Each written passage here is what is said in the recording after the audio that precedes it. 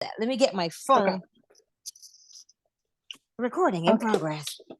All right. So, what have you been working on since? Give Uh, me a breakdown of what's been happening.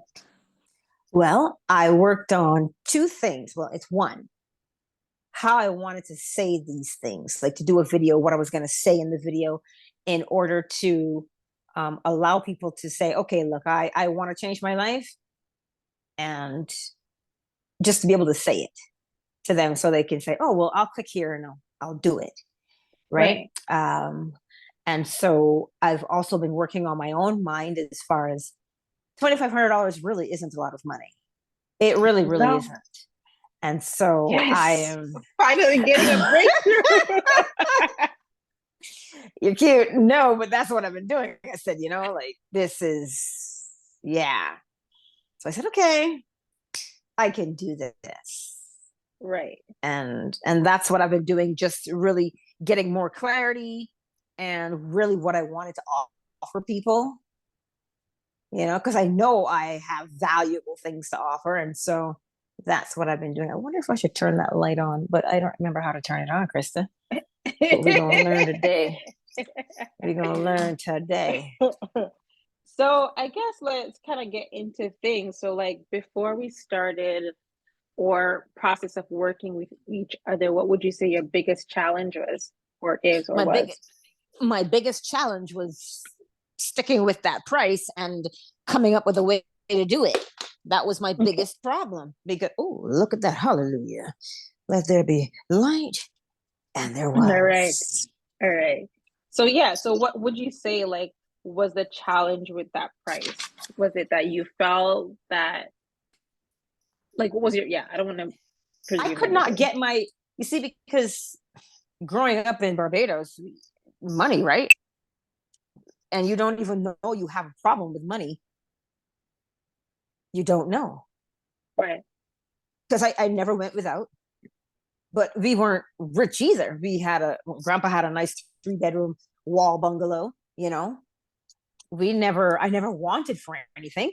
So I never had a concept of money until I moved here.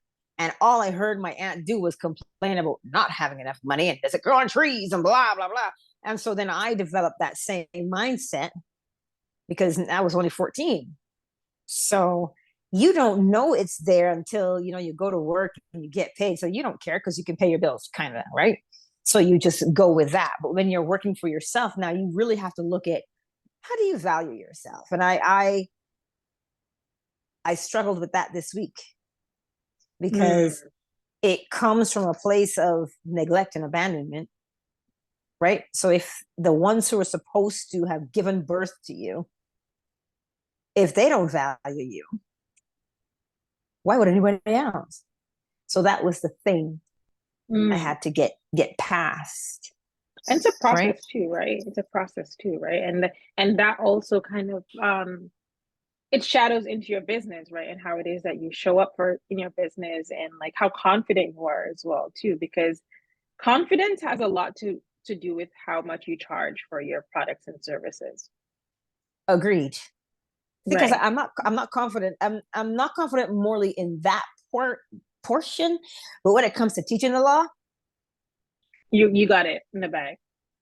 I don't want to say that. It's just that I know what it No, is and I no, no, understand how no, it no, works. no, no, no. You got it Yeah. in the bag. I don't. I just love it. No, no, I no, just do no, no, it. no. You no own it. You got it in the bag.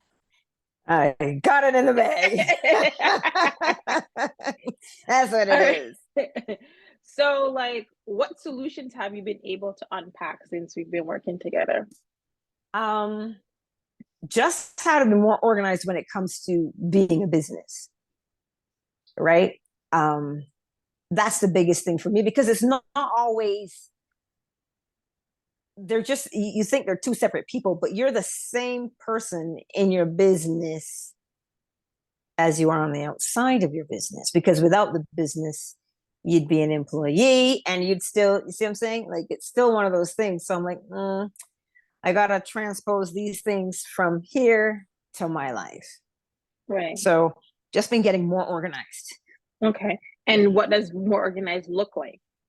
Or what has it It looked looks like? like writing things out um, as a process, because I'm very process. I'm recipe oriented because I bake, right? I love to bake and cook, so I'm recipe oriented. If the recipe doesn't make sense, Right. so it has to make sense. The recipe, so that's how I write it out. I do this, this, and this. I know every morning I get up Monday to Friday. I do a live stream, and then I make 2 shorts from that live stream, edit them. Sometimes I do 4, 2 in the afternoon and 2 in the morning. So I know what my structured day looks like, you know. And if there's anybody, or if I feel like an impromptu coming up, I work that in. But as long as I have that clarity of the recipe, then I follow it. Okay. But it Sounds has good. to be there. Yeah. Yeah. So process having that process in place. So I remember I'm gonna throw it back to when we first kind of started working together and you had this workshop and I was like, okay, what are you gonna charge for it? And and I Well, was like, I did it again.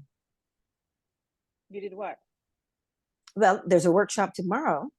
Okay. And so for people who are like in my Patreon or my YouTube memberships or my fan base memberships, that's complimentary. That's part of what their membership holds for them Right. is access to those workshops on a monthly basis. And Right. so for the others, I just charged $9 for entry for that. Don't clutch those pearls now. Don't, But girl, why are you like you're reversing? no, I'm not reversing. I know it looks that way, but I'm not. See that $9, I the coaching is where I want the things. People who want more of me Right. should pay for more of me. But the others who just come and they participate in the live streams and such, then yes, that's there Okay. because they know they get a benefit from it, and it doesn't cost Okay. them a whole lot, right? Mm-hmm. But I'm you want reserving that. right. But I wanted to go what I was saying, going back to that initial offer of that workshop, I know it was around $300. And I remember you having a little bit of resistance with that. I did. I had a lot of resistance to that, Krista. Yeah. So I hope you continue to like work through that because that's going to be um indicative of the growth that you can see and how it is that you can really and truly tap into your ideal clients, right? Yeah, Because it's one thing to like have a community, but it's like who are your ideal clients as well, right? So I yeah. guess I wanted to wrap this up. What would you say to anyone who is interested in working with me? What would I say? I would say you're an agent of clarity. You don't pull any punches. You tell it as it is because you have this keen insight of seeing into a person. Like when they talk to you, you get a sense of who they are when you speak to them. And so then you tailor what you say to them. Because like for me, you know that I'm mostly resistant. So you talk to me in a way that helps me to come out of that resistance. So you tailor how you speak to someone based upon who you see that they present themselves as to you. So you meet them where they're at, in essence, but you also elevate. You see? So I appreciate that. Yeah. No problem. All right. So